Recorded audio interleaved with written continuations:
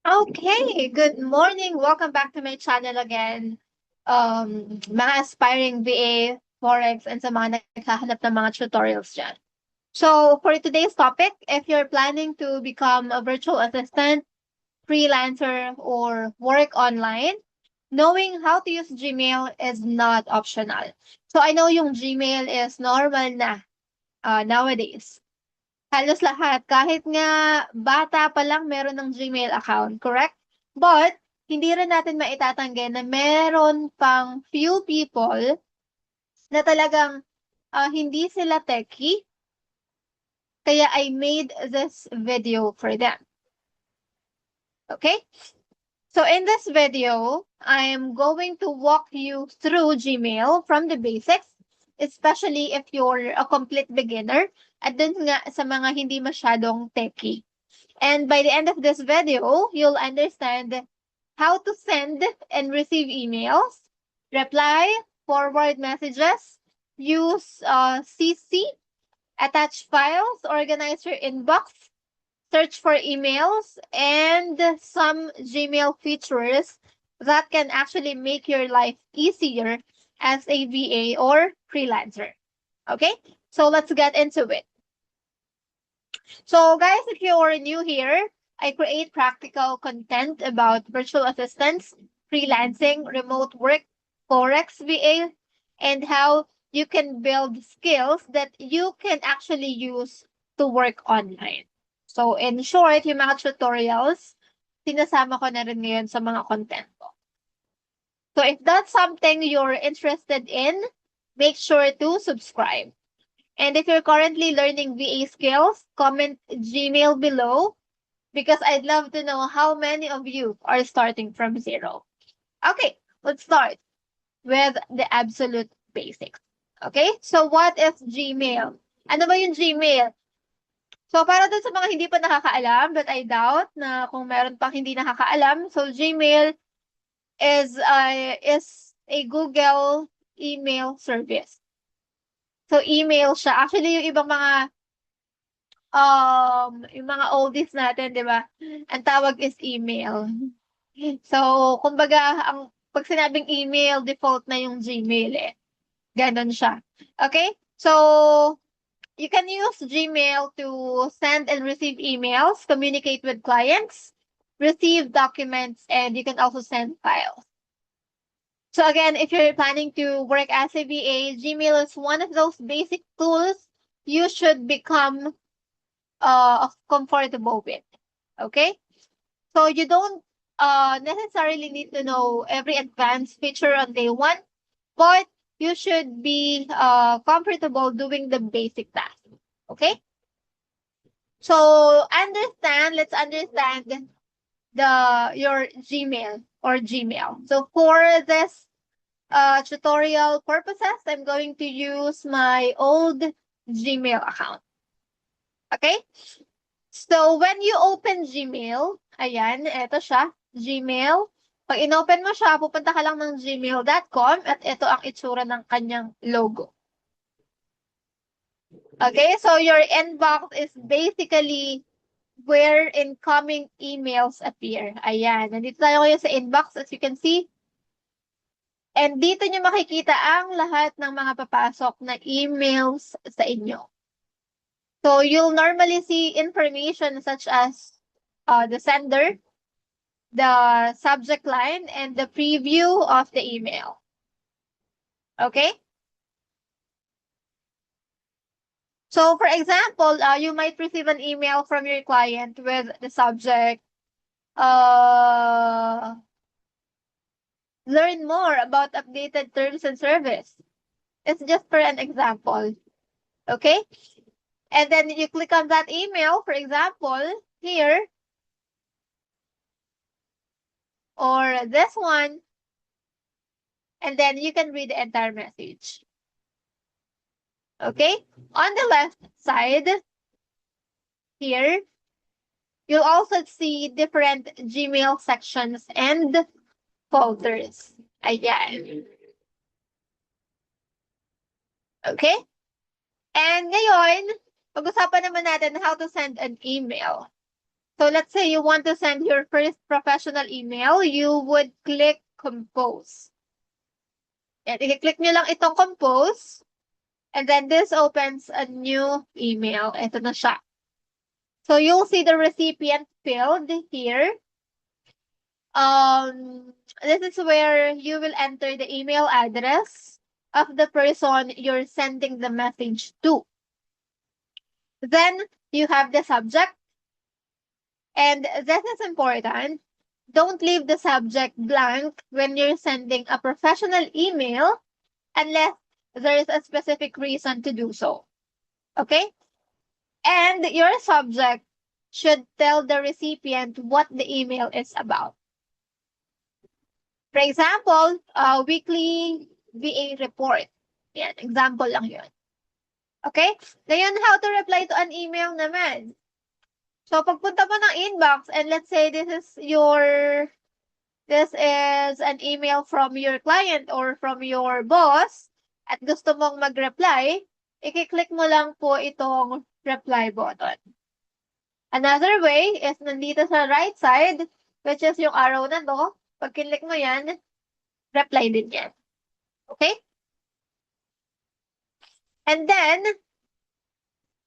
if you want to forward naman, forward is different sa reply, of course.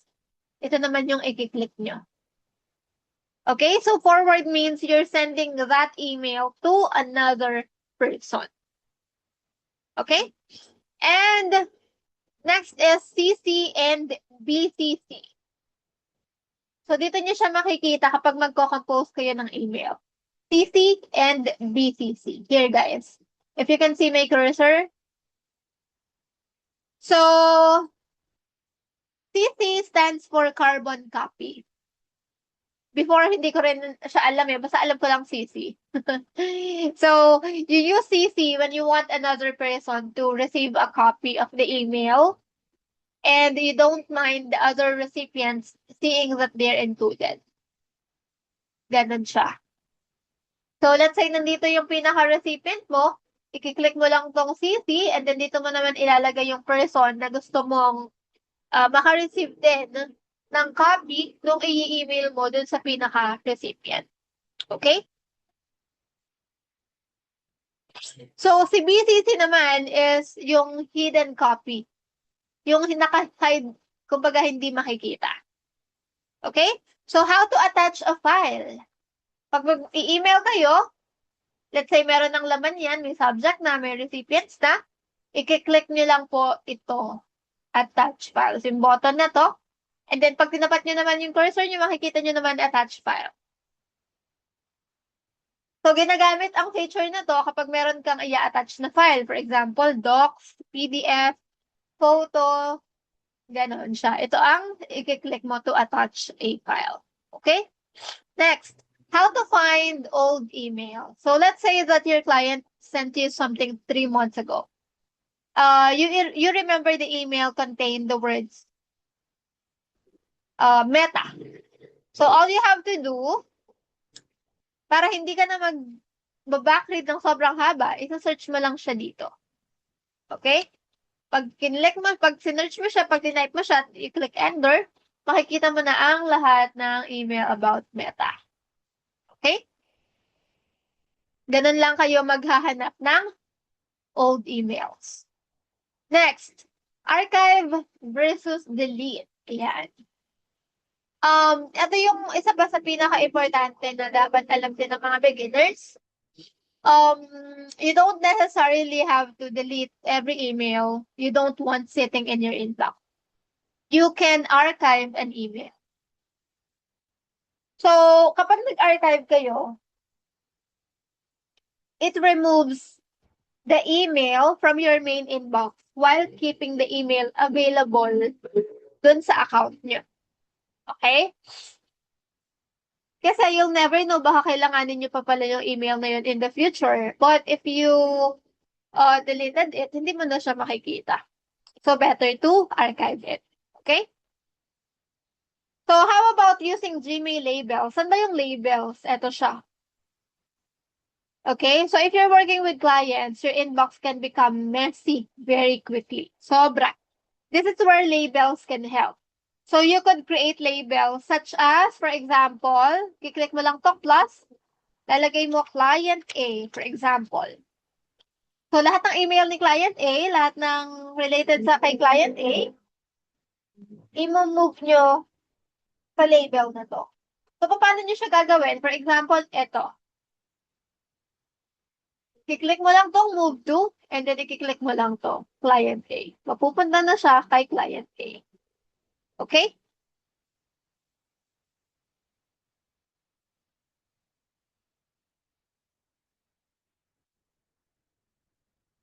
Ganun lang siya mag-label. So, this idea is to make your email easier to organize and find later. Lalong-lalo na kapag ka-VA ka, dapat organize ka. Most especially kung ang isa sa duties mo ay mag-monitor ng email ni client. It's very important. Okay? Organization becomes more important kapag yung workload nyo ay dumadami. Okay? So, another feature of Gmail is star. Etong star na to. Okay? So, if you have an email that you need to remember to follow up on, you can use the star. I-click nyo lang siya. Okay?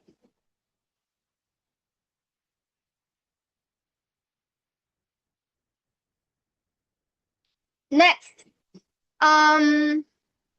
Draft naman. So, sometimes you're writing an email and you're not ready to send it. That's where drafts come in. Minsan, sa BA world, may mga tasks na magda-draft ka ng pang-reply ni client dun sa mga clients niya. Tapos, i-check na lang ni client sa draft niya and then isa-send niya na lang pag maganda yung gawa niya. Ganun. Okay?